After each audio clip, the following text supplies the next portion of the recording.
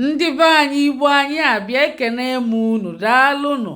Igbo Class World anyị bịa iwetara unu njem na mba Germany. O nwere ihe na-ata kịlịkịlị, o nwere the new arrival, o nwere ihe gbata nkịta ọgbara ọfụ.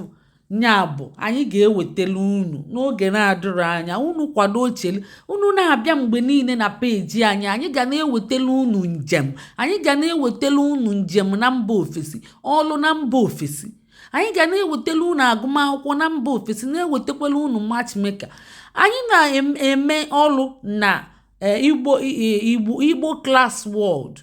Ihe anyị ka ji abịa ebe a bụ na ọtụtụ amara ịma unu ga na-ejezikwa ebe ahụ. Ọkwa ebe ahụ ka ihe na-afịọ n'ebe n'Igbo Class World.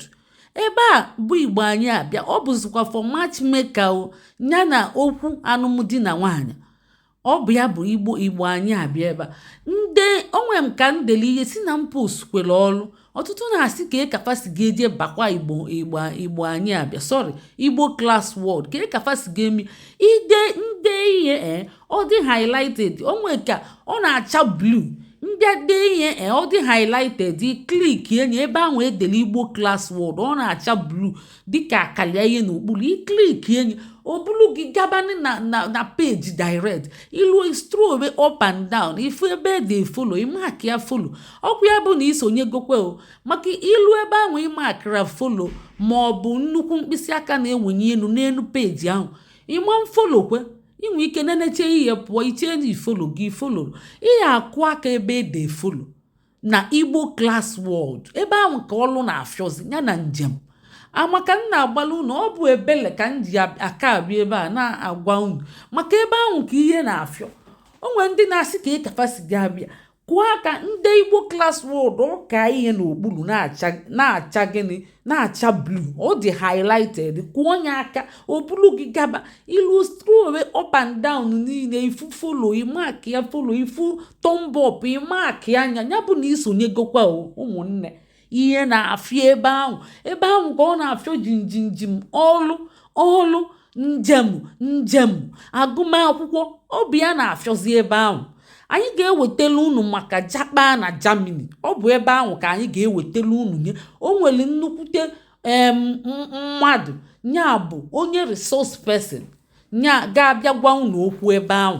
Nya bụ unu gaba ebe ahụ maka anyị ejeghị taa, anyị ga-eje echi. Ikwene ka ịnụ ya n'akụkọ maka nke anụnwa ọ na-ewepụtara unu bụ nke dị izi. Ọkwa ọlụ na mba Germany kwa, ọlụ na mba Germany ọ dị izi and ọ dịkwa cheap. Nya bụ unu welie ọsọ were awaliga gabana n'Igbo Class World. Ana m aga njem kịta, njem adapụtara mbelede, mmanyili n'ike na-aga maka asị na mbelede ka karịrị dike, ma mbelede ka eji ama dike. Nya bụ ihe a fịọtakwuru wee mapụ ọsọ n'ike.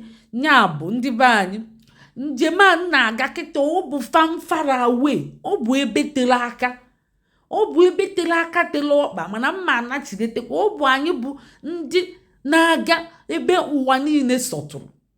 Ebe ọbụla m chọrọ ịga, sọsọ mgbalị tiketi gaba, visa free all over the world. Ọ bụ Igbo anyị abịa, visa free, sọsọ tiketi ka mma agbagaba.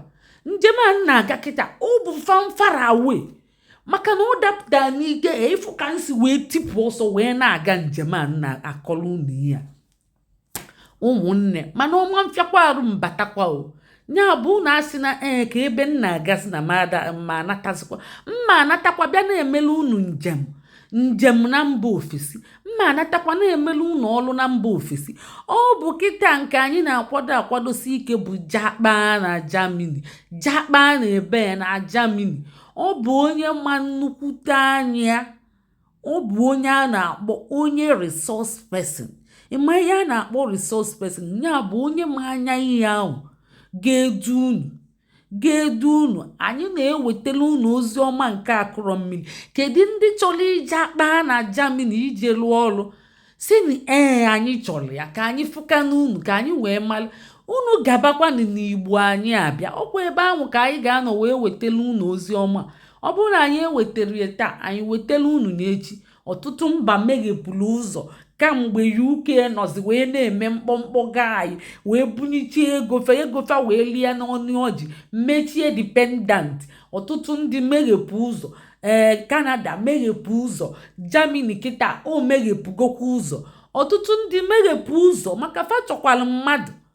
Ndị mba ofesi chọrọ mmadụ, fe nwere population maka fa ada amụ nwa. Ọ bụ anyị bụ ndị Afrịka na-amụ nwa isii, ndị a ada amụ nwa. Fa na-anụ nkịta ọ ga-amụnwu nwa? Mba, fa na-eme nwoke na-anụ nwoke na-anụ nwoke ada amụnwu nwa. Nwaanyị na-anụ nwaanyị, ifugo ka fa si emebicha onwe fa na-achọzi ndị workforce.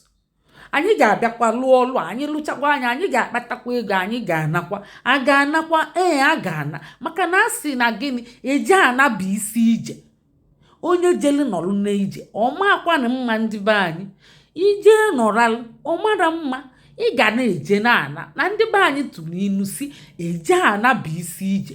Ya bụ ndị be anyị ga-eje na anyị ga-akpatakwa ego ahụ. Ịkpata ego ahụ ịnaghachi, ya ka anyị ji asị iluo ime kọọsụ mara mma, mee ihe maka ụlọ ọgwụ, mee ihe maka injiniarịn, mee ihe maka ihe ga-abalị ndị be unu uru. Ihe abụ ịnaluo imeghepụ ya na be unu, iwelie na-enete ndị be unu anya. Ndị be anyị ekene unu. Onye nwere ntị ya nụrụ. Anyị na-agwa unu gaba n'Igbo Class World. Anyị ga-abịa ebe ahụ wee gwa unu ka anyị si ga-emezi nke ikpeazụ a, ije akpa na Germany, ka anyị gabazie na Germany. Anyị gachakwa, anyị ga-ewetakwala unu ọtụtụ